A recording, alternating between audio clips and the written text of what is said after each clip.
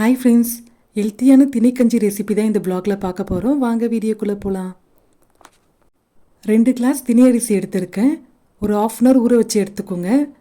இது மேக்ஸிமம் ஒரு 1/2 an hour ஊறினாவே போதும். தண்ணி நல்லா வடிகட்டிட்டு குக்கரில் ட்ரான்ஸ்ஃபர் பண்ணிக்கலாம். இது கூட ஒரு 4 பல்லு பூண்டு பொடி பொடியாக நறுக்கிறது ஆட் பண்ணிக்கலாம்.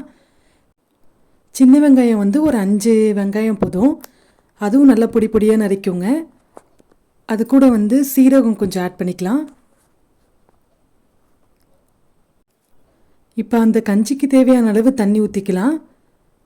ஒரு கிளாஸுக்கு 2 கிளாஸ் தண்ணி ஊற்றிக்கோங்க. இதுதான் மெஷர்மெண்ட்டு.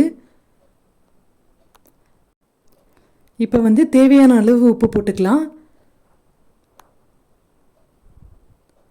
உப்பு போட்டு நல்லா கலந்து விட்டுக்கோங்க.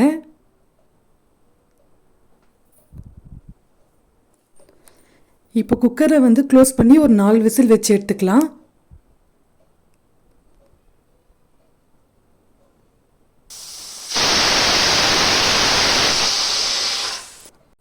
இப்போ பார்க்கலாம் எப்படி வந்திருக்குன்னு. பாருங்கள், நல்லா வெந்திருக்கு.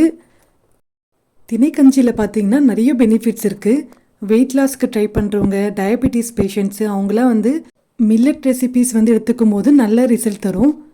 அவ்வளோதான் ஃப்ரெண்ட்ஸ். இந்த வ்ளாக் உங்களுக்கு பிடிச்சிருந்தால் லைக் பண்ணுங்கள், ஷேர் பண்ணுங்கள், சப்ஸ்கிரைப் பண்ணுங்கள். மறக்காமல் பெல் ஐக்கான் ப்ரெஸ் பண்ணிக்கோங்க. அப்போ தான் நான் போடுற வீடியோஸ் உங்களுக்கு அப்டேட்டில் வரும். பாய்.